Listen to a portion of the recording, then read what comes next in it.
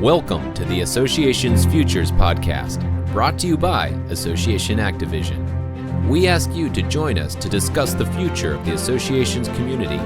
How can we build and focus on the many futures we will see during these disruptive times? Let's get started with today's guest.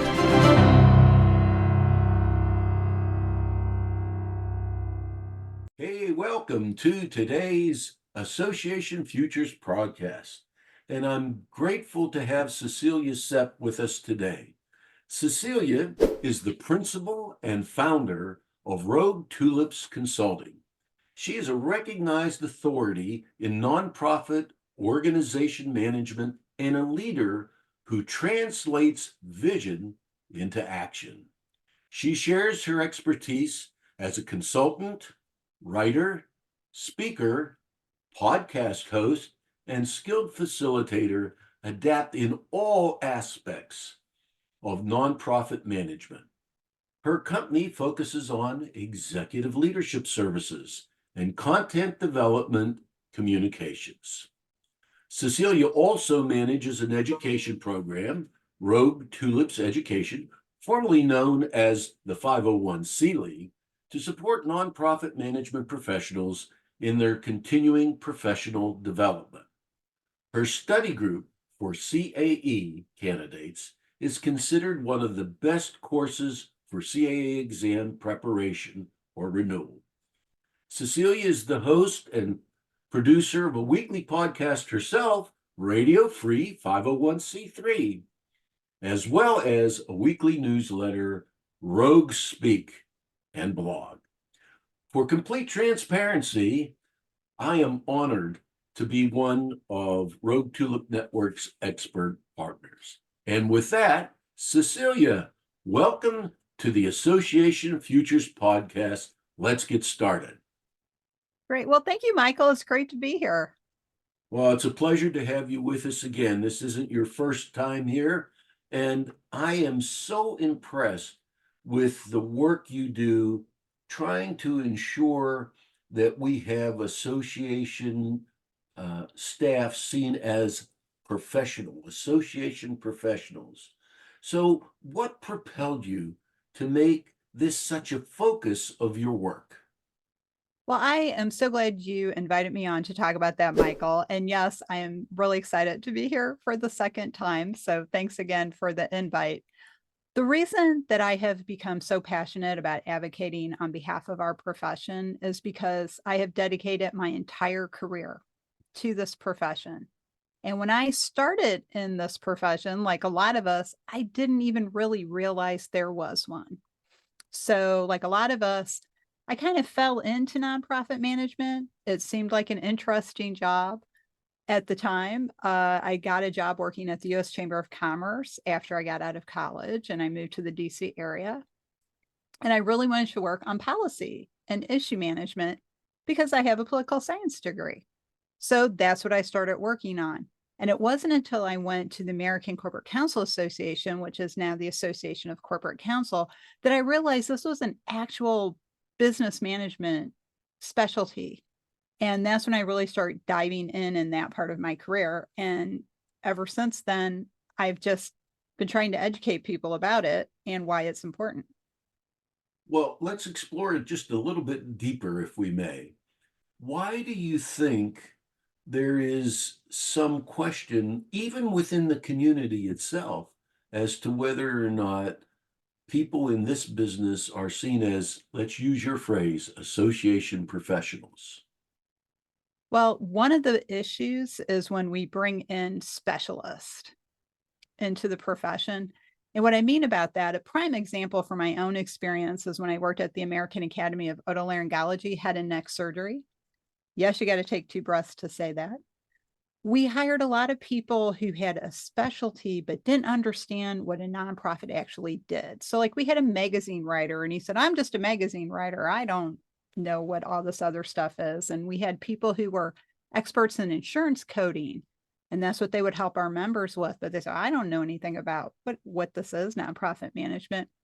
So it became kind of a frustration for me because it's very difficult to work with people who don't understand the overall context of the work that they're doing. and why they're doing it and why we exist. And so along the way, I started becoming one of those staff people who volunteer to do in-house training for people, where I would take time and mentor people and educate them about that. And then, of course, over the years, I was working toward my own professional development and ultimately got the Certified Association Executive designation. And one of my relatives said to me, well, what does that even mean? And I said, well, it means I'm Certified Association Executive. Well, what does that mean you can do? Because I'm a certified oil rig professional. That means I know how to run an oil rig. What do you do? So it comes down to that intangible aspect of what our profession is, which is a very similar intangible aspect to running a for-profit business. So you're running a business, maybe you're providing a service in that for-profit business. It's still kind of an intangible thing. So we're also known as the relationship management industry. So that's another very intangible thing. So how can we communicate to people that what we do is more than busy work? And that was kind of what kept me going. And the last few years doing the education program that I created for people in our profession has really just vitalized me and propelled me in that direction even more. Do you see a difference between people who, I'll use the phrase, grow up in the association industry versus those who come from outside the industry or from for-profit entities and go into association work? Are there differences that need to be worked on in those cases? Definitely. And when you say grow up in the profession, I want to clarify that. Do you mean like they're from a family of association professionals, or do you mean that's like their whole career? That's their whole career. Okay, got it. Because there are actually people, believe it or not, just like you occasionally meet a Washington, D.C. native, which is very unusual. You occasionally meet people who are second or third generation association professionals because they saw their parents do it and they thought, oh, I want to do that too. That's really important work. And the work we do is very important because nonprofits of all types, whether you're an association or a foundation or a charity, we're contributing to the betterment of the world around us. And that's why there's so many of us, because we are all doing our piece of work that overall is elevating society. And if we elevate our own society, we're elevating that part of the world. So we're ultimately all making the world a better place. And so our role in society is very important and it's very unique. And that's why it's so misunderstood. So when people come in from the outside, let's say the infamous example of somebody from an industry saying, I can come in and run our association because I'm from the industry. Well, I can tell you that's not always the case because what you do in the industry is not the same thing as running a nonprofit organization. So to answer your question and succinctly, yes, there are challenges with people who are coming in from the outside and don't really understand what they're getting into. Well, thanks very much for the explanation. You know, we're about a quarter of the way into the 21st century, and many in the association community, this is my language, seem stuck in the 20th century thinking. What would help move the community into recognizing the fundamental changes in this fast-paced environment we now face? Well, Michael, you and I both have a shared love of history, and we both try to learn from history. One of the big stumbling blocks for our profession is that it does not know its own history. It does not know why we do what we do or where we came from. And I will challenge that we're stuck in the 20th century because it's my opinion we're stuck in the 19th. Because so much of our governance structures, so much of the way we do things, the way we deliver services and bring people together are so old-fashioned. It's incredible to me. I am a child of the 20th century, meaning that's when I was born and was raised from childhood to adulthood. And now I'm living in the 21st century and I'm loving it because there's so many different tools and opportunities. But using a recent governance example, you and Michael Weiland were recently guests on my podcast talking about why we should get rid of the executive committee. Wow, people find that stunning. But that's a 19th century tool that was put in place because boards couldn't get together very easily. So when we look at the history of how people communicated, we had to send letters or make long distance phone calls, which could be very expensive, or do conference calls. Now we can text each other. I actually, when I was a chief staff executive, would approve contracts on text. Oh my gosh, the horror to some people. What? You didn't run that through a PO and the accounting department, get 5 signatures on it? And that's kind of my point. The way we live is completely different from the way we think. And that's a struggle, I think, for every generation. But if we are going to really move forward, we have really got to let go of that's the way we've always done it. Educate our leadership to let go of their emotional attachments to things. That's where the sacred zombie cow comes from, which is one of my favorite sayings. And we hang on to things that don't even work anymore. Why? We have an emotional attachment to it, and it's not really alive, but it's not quite dead yet either. But we're pouring resources into it and not getting anything back. And maybe at one time it was a great program and did exactly what you needed it to do. But 20 years later, it's not working so well anymore. We don't let go of things quickly enough. We think we have 6 months to make decisions when we maybe have 6 weeks. Sometimes we have 6 days. We're just not adapting to the speed at which we live now. And we live probably faster than any other generation before us. Well, that's a very interesting perspective. We are now at a point in this new century where there are people who have been born in this century, the alpha generation, who are, exiting college and going into work for themselves. And, there's seems to be this tension that exists between those who were brought up in this fast-paced environment that you mentioned versus those who have not had that as a way of life. I'm wondering if, from your perspective, this is going to lead to really transformative change in the association world, or are we going to kind of drag this out over the next decade or so? I'm sorry, I'm kind of laughing because the first thing I thought of when you stated that question was, no, we're probably going to beat it out of them. And I hate to say that, but because that's what we do to people who are not fitting into our mold. We try to beat it out of them, or we drive them away from the tribe, so to speak. But what I would like to see happen is we open our arms to the alpha generation and we say, model for us how we can be that confident, that fearless, and be willing to absorb the risk that comes along with doing things so quickly. And people of all generations, doesn't matter how old you are, doesn't matter what century you were born in, people are risk averse. People want stability and safety, and anything that comes along that makes them feel uncomfortable or unsafe becomes a danger. It becomes something we shouldn't do. But what I would encourage people to do is the absolute opposite, because the worst thing that'll happen is it won't work. And some people might say, we might wipe out our reserve fund. Seriously doubt it if you make good risk management decisions. There's some risk that's acceptable.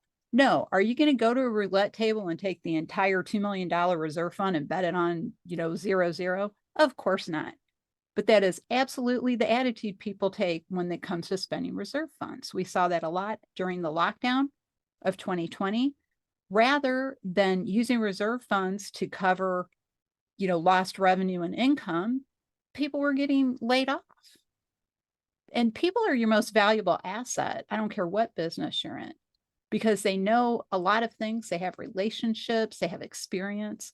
And so what I would like us to do in our profession is stop being so scared all the time and stop being so routine oriented, because that's really what's getting in our way. Very interesting. I'd like you to tell us a little bit about your decision to, now this is my language, open up, so to speak, a subsidiary, which you call Rouge Tulips Education. What brought you to that decision? Well, actually, Rouge Tulips Education is not so much a subsidiary because it's not a separate company, but it is a program and service that we do offer through the company. There was a time where I had a separate company, which was the 501c League, and I decided to fold that into the overall company. So basically now with Rogue Tulips, I have Rogue Tulips LLC, which is my official company. And then I have Rogue Tulips Consulting, Rogue Tulips Education. And then of course I do my podcast. So I sometimes feel like Elmer Fudd in that old Warner Brothers cartoon, where he was a millionaire. I'm Elmer Fudd. I'm a millionaire. I have a mansion and a yacht. So I have a consulting company, education program, and a podcast. Now the education program, actually, that's kind of a long story how I ended up doing that. So I'll try to keep it short. Years ago, is probably like 2018, people needed someone to step up and organize volunteer study groups because nobody was doing it. So I had been doing volunteer mentoring for individuals and study groups since I got my CAE in 2015. So I moved from individuals to groups, and then I just put out a note on ASA Collaborate and said, hey, if somebody's doing a study group and they did mentor, let me know. Well, next thing I know, everybody thinks I'm organizing it, and I have 22 people in my study group.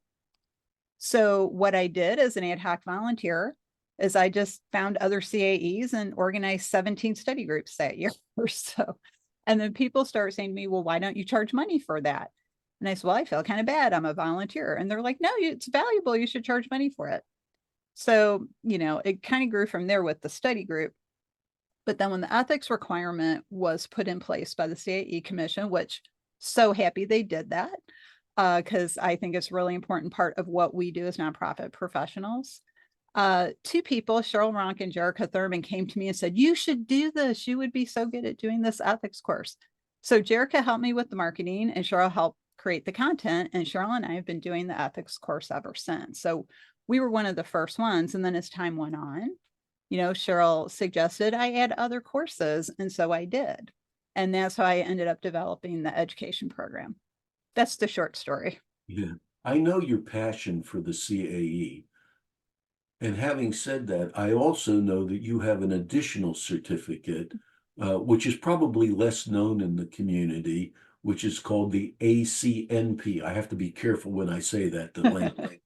So what brought you to moving forward in that particular area, and how is that beneficial to association professionals? Oh, I'm so glad you brought that up. Okay, so Certified Association Executive Designation, as we all know, is offered through the CAE Commission and ASAE, and that's their program. Now, CAE focuses on C6 and C4. So those are, pretty much trade associations and professional societies. And even though both of those kind of groups might have a foundation, which is a C3, which is the most common form of 501c organization, the exam and the study materials and ASAE itself don't really focus on supporting C3 organizations. Not a slam on anyone. It's just ASAE's target market is different. So the reason I even learned about the Certified Nonprofit Professional designation is I saw somebody post something about getting the Advanced Certified Nonprofit Professional designation on LinkedIn. It was Jeanette Gass. And I thought, oh, well, that's really interesting because I have been also considering and talking to people about advocating for a tiered CAE program because the current CAE is a basic program. And that's what they tell you. It's the basic knowledge you need to do the job. Great. Okay. Well, but how could we encourage people to continue learning and developing their professional education? Well, what if we had a STEP program? Because there's people who got the CAE a long time ago when you had to be a chief staff executive. You couldn't take that test unless you were a CSE. And they are kind of set in their ways and their thinking, and they think that should still be that way. But in my attitude of evolution and adaptation, I'm like, well, maybe we should have a 2 or 3 step CAE program. And you can do all 3 or just one, whatever you want. So anyway, bringing it back to the CNP, they have a 2-tier program. So the first tier is CNP, and the second one is Advanced CNP, which is ACNP. Now, the CNP is a durable credential. So once you earn it, you keep it. But the ACNP is like the CAE in that you have to renew it. So I went through their program because I wanted to learn more about a tiered program so that I could maybe advocate for that in the future or encourage people to endorse that idea. I got a lot out of it because their focus is C3. So I think it makes me a better nonprofit management professional overall, but also makes me a better consultant for my clients because I have seen it from the C3 side as well. But here's the most important thing, Michael, and what I want people to take away, and it goes with your first question about advocating for our profession. What it reinforced to me was my belief that we have a unified body of knowledge in our profession. And that is true. So there are certain knowledge bases, I think I just created a new word. There are certain knowledge bases we all need to have in order to do our jobs well. And there are skills we all need to have in order to do our jobs well. Because we are all 501c organizations, it's what type of 501c organization you are that defines how you're going to do things. So whether it's your governance structure, do you have members? Do you have donors? Do you have supporters? Do you have people that you help? That's what defines our role and how we're going to create our organization. So that's why I got the CNP, because I just was researching how to advocate to have a tiered CAE program. So also it makes me a better course leader in my education program by continuing my own education, because it reminds me of what the people in the courses are going through. Well, thank you very much for adding that to our understanding. Now, you and I have had enough offline conversations that I know you have a deep love for history. And in that context, could you recommend a couple of either historical books or stories that you think are important enough that every association professional should take time to read, to learn, to understand?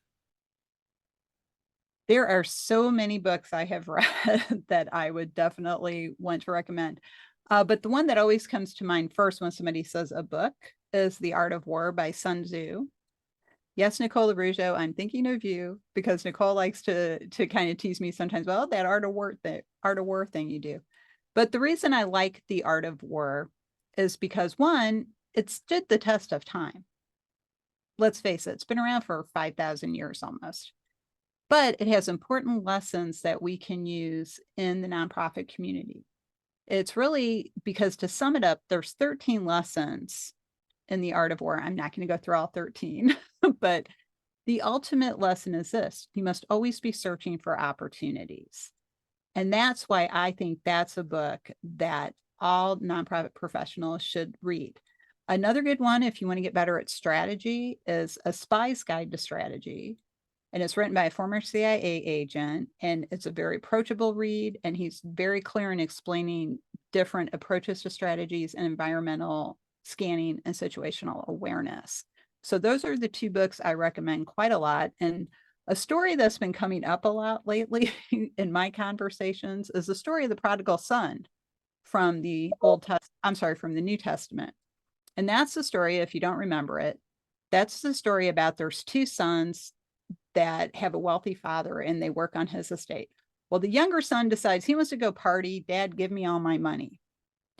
So the dad says, okay, gives him his part of the inheritance, and he leaves. He goes party. He blows all the money. Then he comes back thinking, well, maybe I can just get a job. But then the dad has a big party. Oh, he's back. Isn't it so wonderful? But then the son who stayed and fulfilled his responsibility is upset. He's like, well, I stayed the whole time. I did what I was supposed to. And you haven't even let me have a little party with my friends. Now, Jesus's goal in that story is to tell you, it doesn't matter how much you screw up, God's still going to love you and welcome you back in the fold. But when you look at it from the relationship aspect, we tend to overlook the volunteers and the staff who have been there long-term, doing what we ask them to do, generally not complaining, and they often get overlooked. And because as human beings, we're always distracted by the bright, shiny thing. So I like to remember to recognize the people who have been there over the long haul, who've been dedicated and loyal. And to me, that's the flip side of the prodigal son story, is make sure you recognize the volunteers and the staff who have been there long-term, that you can depend on, that you can rely on, and that they have given you their loyalty. I think that's a really important part of what we do in the relationship industry. Two great books and a wonderful story. Really appreciate that. Now, as you know, I like to center in on association governance. Mhm. So I'd like to ask you, from the many clients you've had in your work over the years, what recommendation would you give to a 21st century future thinking association about what the role is of the association professional in the governance relationship between the executive and his or her board? I got it. So the chief staff executive. And for people who don't quite know what chief staff executive means, that is what we like to call it in CAE land, and that's whoever the top staff person is. So you might be an executive director, you might be president and CEO, you might be CEO, but it's whoever the top staff person is. So that's why we say chief staff executive. But the role of it is this: the chief staff executive might report to the board, but they are a partner with the board. And I think this is the thing that gets shooed under the rug. Maybe shooed under the rug isn't the right thing, swept under the rug. We sweep that under the rug a lot. A lot of people say, oh, the CEO of the organization, chief staff executive, reports to the board of directors. That's not exactly accurate. And the reason I say that is this: as chief staff executive is not an employee the way the receptionist or the director of membership is an employee. They are the person who is an executive. They run an organization. They are not a person that's necessarily there to be told what to do. They're hired because they have the expertise to do that job. Now, the partnership part is this: it is the board of directors' job to lead the organization, to set direction. It is the chief staff executive's job to implement that vision, make sure they go in that direction, and make sure that they're fulfilling their strategic goals. But they do that job with their staff. So it is not the board's job to dictate to the chief staff executive. It is not the board's job to tell them what to do. They are not their supervisor. They are very similar to the for-profit model. And I like to use Carly Fiorina as an example. So if you're not quite sure who Carly Fiorina is, she used to be the CEO of Hewlett Packard, and she did a great job. The board monitored her performance. They had meetings with her, but she ran the company. And people might say, well, no, that's not true. The board told her what to do. No, they don't. But what they do is they monitor performance. And when her performance slipped in the infamous Compaq purchase, they said, well, you know, Carly, you did a great job for a while, but now we're losing too much money. So as the board, it's time for us to step in and say, oh, maybe we need new leadership. That's the role of the board. They are not there to be your supervisor, to tell you what to do, to cross all the T's and dot all the I's and look over your shoulder the whole time. It's not their role. And I think that is a really serious problem. And it's going to get worse as time goes on because our boards are too big. We still have the executive committee model in place, and there's no streamlining of that decision-making process because it's the board's job to lead and make decisions. It's not their job to hang on every single thing the chief staff executive does. And again, that's a big issue, and it's a lack of understanding of the true role of the board. And I don't think as a profession, we're doing a good enough job educating people about that. I wanted to ask one more question before we wrap up for today. If you had the opportunity to give, the aspiring association professional some advice, what would that one or two, let's don't hold you to just one, what's it, one or two skills or knowledge or expertise areas that you think are fundamental to an individual gaining salience in the association community? Oh, wow. What advice would I give someone? First of all, I would quote Socrates, maybe paraphrase Socrates a little bit: to thy own self be true, but you also have to know yourself. And what I mean by that is this: if you want to have a career in nonprofit management, make sure you understand exactly what that means. It is, do you want to feed the hungry? Do you want to educate people who don't have access to schools? Do you want to help a profession be better, or do you want to help an industry be safer? because those are all roles that nonprofit organizations play. So what is your goal in becoming a nonprofit management professional? Do you want to help people be better and improve themselves? Or are you on a career track? You have to be very clear with that, because I find, okay, I'm making another commentary here, but I find too often over the last 10 years, we are elevating ourselves as individuals instead of elevating our profession, and it's hurting us. So that's why I would say know why you're getting into it, and then know what kind of nonprofit you want to work in. Then get the appropriate ongoing education. There was a number of years, unfortunately, where there were no graduate school programs in nonprofit management. Well, those have slowly been making a comeback. And I found that very heartening. I think over about the last 15 years, you started seeing them come back. So I would ask yourself, what kind of education do I need? Is it the CAE? Is it a CNP? Do I want to get a graduate degree in nonprofit management? What kind of education do I feel I want to keep working on? The other thing is, if you do get the CAE, make sure that you are keeping up with everything. Don't just like go to annual meeting and get the 12 credits so that you can renew. Make sure that you're filling out your education while you're at annual meeting or whatever conference you go to. So it's really about keeping up with things. And then the last thing I'll say is get really good at managing relationships, because there's a lot of sub things that go into that. It's listening skills, communication skills, patience, diplomacy, and building trust and loyalty with the people that are helping move your organization. And that's your coworkers and your volunteer leaders and your members. Well, Cecilia, I want to thank you for sharing your expertise with us today. And I know that people can find you by going to Rogue Tulips Consulting on LinkedIn, or your name on LinkedIn. We'll put up a little piece here at the end on where you can best find Cecilia if you're looking for her. And just to end our conversation for today with one more thank you to Cecilia, and welcoming all of you to make comment and to join us again in 2 weeks with our next guest. This is Michael Gutierrez signing off for the Associations Future Podcast. Have a great day, great week, and never forget to work on being an association professional. Thank you.